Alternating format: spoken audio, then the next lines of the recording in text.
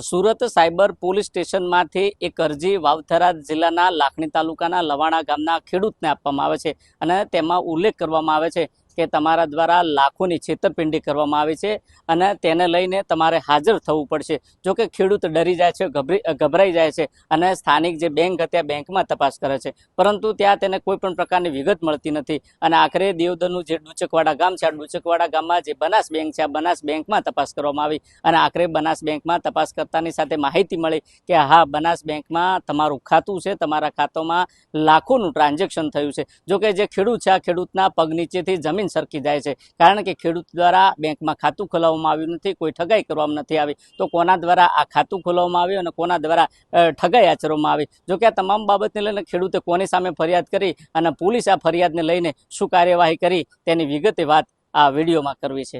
વૈષ્ણવજન તો તેને કહીએ જે પીડ પરાઈ જાનાને રે। નમસ્કાર, હું છું દિનેશ ઠાકોર, નવજીવન ન્યૂઝમાં આપનું હાર્દિક સ્વાગત છે।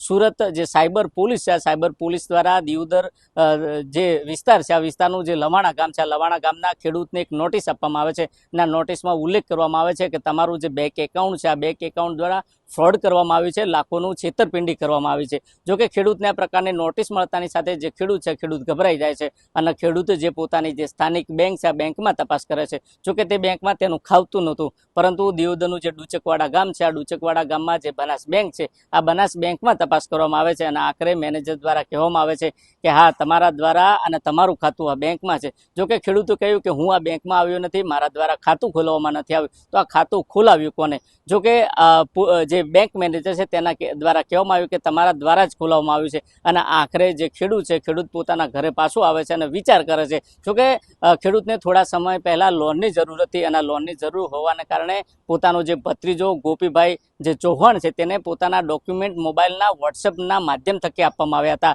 અને આખરે તેને પૂછપરછ કરવામાં આવે છે અને પૂછપરછમાં તે કહે છે કે હા, મેં ખાતું ખોલાવ્યું છે। જો કે સમાધાન માટે અનેક પ્રયાસો કરવામાં આવે છે, પરંતુ ગોપીભાઈ જે ફ્રોડ કરનાર જે છે તે માનતો નથી અને આખરે દિયોદર પોલીસ મથકે ફરિયાદ નોંધવામાં આવે છે। જો કે આ તમામ બાબતને લઈને ફરિયાદી શું કહી રહ્યા છે તે પણ તમે સાંભળો। ચૌહાણ બળદેવભાઈ કેશાભાઈ, ગામ લવાણા, તાલુકો લાખણી।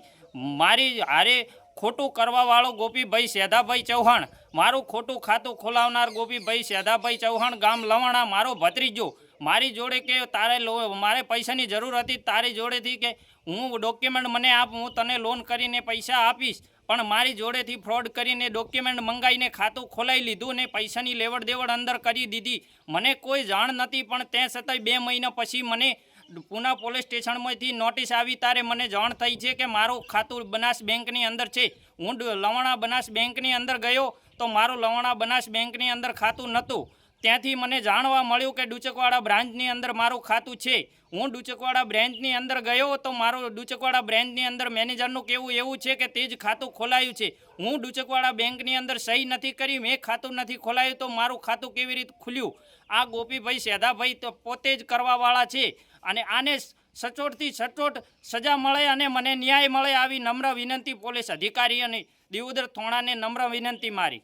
તમે જો તે પ્રકારે જે ફરિયાદી સેધાભાઈ ચૌહાણ છે તેમનું કહેવું છે કે મારે લોનની જરૂર હતી અને લોનની જરૂર હોવાને કારણે મારો જે ભત્રીજો ગોપી છે, આ ગોપીને મેં ડોક્યુમેન્ટ આપ્યા હતા, કારણ કે ગોપી દ્વારા એવું કહેવામાં આવ્યું હતું કે તમારા જે બેંકના જે ડોક્યુમેન્ટ છે એ મને આપો અને આપ્યા બાદ હું સ્કોર તપાસ કરું અને સ્કોર તપાસ કર્યા બાદ જ આ જે લોન છે લોનની પ્રોસેસ કરું। જો કે આમ કહેતાની સાથે વોટ્સએપના માધ્યમ થકી તમામ ડોક્યુમેન્ટો વોટ્સએપ કરવામાં આવે છે અને આખરે આ ગોપી અને તેના જે સાગરીતો છે, આ સાગરીતો મળી જે ડુચકવાડા જે બેંક છે, આ બેંકમાં ખાતું ખોલાવે છે અને ખાતું ખોલાવ્યા બાદ જે 72,68,000નું ટ્રાન્ઝેક્શન કરવામાં આવે છે અને ખેડૂતને જાણ નથી અને આખરે ખેડૂતને જે સુરત સાયબર જે વિભાગ છે તેમાંથી એક નોટિસ મળે છે અને નોટિસ મળતાની સાથે સમગ્ર મામલાનો ભાંડો ફૂટે છે અને આખરે જે ખેડૂત છે, આ ખેડૂત સાથે છેતરપિંડી થઈ અને ખેડૂતે દિયોદર પોલીસ મથકે ફરિયાદ નોંધાણી। જો કે આ તમામ બાબતને લઈને બેંકના મેનેજર શું કહી રહ્યા છે તે પણ તમે સાંભળો।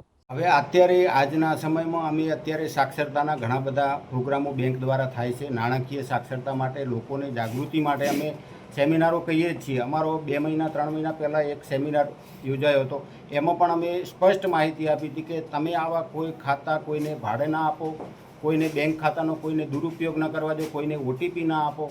બધી રીતે બેંક જાગૃતિના કાર્યક્રમ કરે છે. છતાં આવા લોકો 5-10 હજારની લાલચમાં આવીને આવી રીતે એકાઉન્ટના તમામ એમના એટીએમ હોય, એમના પિન નંબર હોય, મોબાઈલ બેન્કિંગની ઓથોરિટી હોય, તમામ બધું આપી દેતા હોય છે. એટલે આવા બધા કેસો બનતા હોય છે. બેંક એના તરફથી ખૂબ જાગૃત કરે છે કસ્ટમરને, અને અમે પણ ખૂબ અહીંયા જે કસ્ટમર આવે છે તો અમે પણ એમને સતત વારંવાર કહીએ છીએ કે બેંકમાં અત્યારે ખૂબ ફ્રોડ ચાલી રહ્યું છે, તો તમારા એકાઉન્ટ સેફ રાખો. તમારી પાસબુક છે, તમારું એટીએમ છે, એને લોકરમાં રાખો, અને બેંક સિવાય ક્યારેક કોઈને બેંકના કર્મચારી માગે તો જ એમને આપો, બાકી અન્યથા કોઈને ના આપશો. સર, ફરિયાદીનો આક્ષેપ છે કે બેંકના અંદર ખાતું ખોલાવવા માટે ખુદ આવ્યો નથી, તો આ બેંકના અંદર એવું કોઈ ખાતા ખુલી શકે કે ના ખુલી શકે? બેંકમાં કસ્ટમર ન આવે તો ક્યારેય ખાતું ખુલી શકે નહીં. અને અમારી બ્રાન્ચમાં પણ કોઈ એવું ખાતું ખુલેલ નથી. તમે જો તે પ્રકારે બનાસ બેંકના મેનેજરનું કહેવું છે કે અવારનવાર જે કાર્યક્રમો કરવામાં આવે છે, આ કાર્યક્રમમાં લોકોને અમારા દ્વારા અપીલ કરવામાં આવે છે કે જે બેંકનો જે કર્મચારી છે, આ કર્મચારી સિવાય તમે કોઈને ડોક્યુમેન્ટ ના આપતા, અને ડોક્યુમેન્ટ આપો છો તો સાવચેતીના ભાગરૂપે તમે આપજો, નહીં તો તમારી જોડે ઠગાઈ બની શકે છે. અને આ જ પ્રકારે જે અન્ય લોકો હતા, અન્ય લોકોને ડોક્યુમેન્ટ આપ્યા હતા, અને ડોક્યુમેન્ટના આધારે લાખોની આ છેતરપિંડી ખેડૂત સાથે થઈ. પરંતુ સવાલ એટલો છે કે જ્યારે બેંકમાં જે વ્યક્તિઓ દ્વારા, જે ગોપીભાઈ અને અન્ય જે સાગરીતો હતા તેમના દ્વારા ખાતું ખોલવામાં આવ્યું, ત્યારે જે ખાતું ખોલવામાં બેઠેલ જે કર્મચારી છે, આ કર્મચારીએ કેમ પૂછપરછ ન કરી, ડોક્યુમેન્ટની ચકાસણી કેમ ન કરી, અને આખરે ખાતું કેમ ખોલાવ્યું? એટલું જ નથી, જે ખાતામાં જે અરજદારની જે સહીઓ કરવાની હોય છે એ સહીઓ કેમ અન્ય લોકોની કરવામાં આવી? કારણ કે જે ડોક્યુમેન્ટ હતા એ ડોક્યુમેન્ટ સેધાભાઈ જે ચૌહાણ હતા તેમના નામના હતા, અને જે લોન પાસ કરનાર અને જે ખાતું ખોલાવનાર ગોપીભાઈ હતા. એટલે ક્યાંક ને ક્યાંક જે બેંકના જે કર્મચારીઓ છે, આ કર્મચારીઓની મિલીભગતના કારણે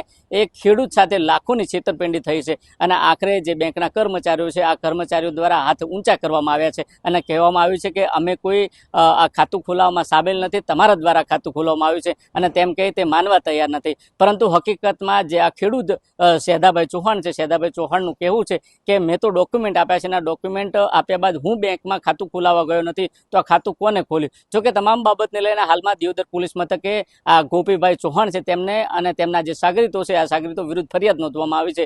જોકે આ તમામ બાબતને લઈને દિયોદર પોલીસ મથકના પીઆઈનો મેં ટેલિફોનિક સંપર્ક કર્યો, ત્યારે પીઆઈ કહ્યું કે હા, આ પ્રકારની ઘટના બની છે, આ ઘટનાની ફરિયાદ નોંધવામાં આવી છે, અને હાલમાં તપાસ ચાલુ છે. જો તપાસના અંતમાં કયા પ્રકારના ખુલાસા થાય છે, પરંતુ એ પણ સવાલ છે કે જે પોલીસ દ્વારા જે તારીખે ખાતું ખોલવામાં આવ્યું છે એ દિવસના સીસીટીવી ફૂટેજ તપાસ કરવામાં આવે તો બેંકમાં કોના દ્વારા ખાતું ખોલવામાં આવ્યું હતું, કયા કર્મચારી દ્વારા ખોલવામાં આવ્યું હતું, અને આ ફ્રોડ સહીઓ કોના દ્વારા કરવામાં આવી હતી, તે સમગ્ર જે બાબત છે સીસીટીવી કેમેરામાં ચેક થઈ શકે છે, અને કેદ પણ થઈ શકે છે, અને તેના આધારે આરોપી સુધી પોલીસ પણ પહોંચી શકે એમ છે. જોઈએ આવનાર સમયમાં દિયોદર પોલીસ દ્વારા આવા છેતરપિંડી આચરતા અને લોકોને સાથે ઠગાઈ કરતા લોકો સામે કેવી કાર્યવાહી કરવામાં આવશે તે તો આવનારો સમય બતાવશે. દિનેશ ઠાકુર, નવજીવન ન્યૂઝ, વાવ, થરાદ.